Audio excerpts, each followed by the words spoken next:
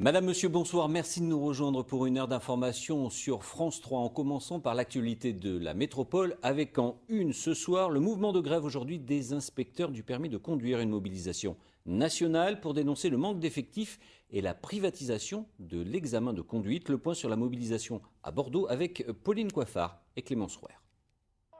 Ici, près de Bordeaux, ils sont une trentaine d'inspecteurs à s'être rassemblés ce matin. Une mobilisation organisée suite à l'appel du syndicat SNIC-AFO. Les grévistes dénoncent le manque de recrutement au niveau national. On était 6 inspecteurs et depuis 2 ans, on est 5 inspecteurs. Donc forcément, ça crée des tensions au niveau des places d'examen.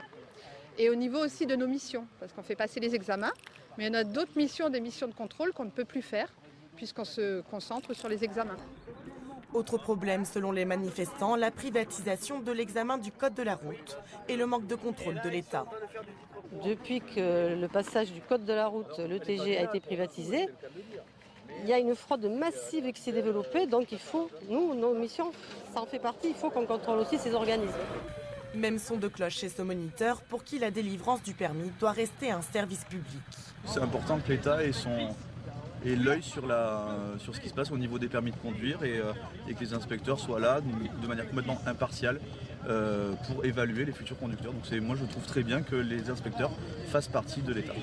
Les manifestants craignent aussi l'émergence de formations gratuites en ligne qui favoriserait une baisse du niveau d'expertise. Pour passer le code du moins voiture tout seul, comme c'est le premier permis qu'on passe, je pense qu'avoir un accompagnateur avec nous c'est mieux parce qu'on ne connaît pas la route quand on a 18 ans. Au total, une centaine d'inspecteurs exercent en Nouvelle-Aquitaine, dont 31 en Gironde.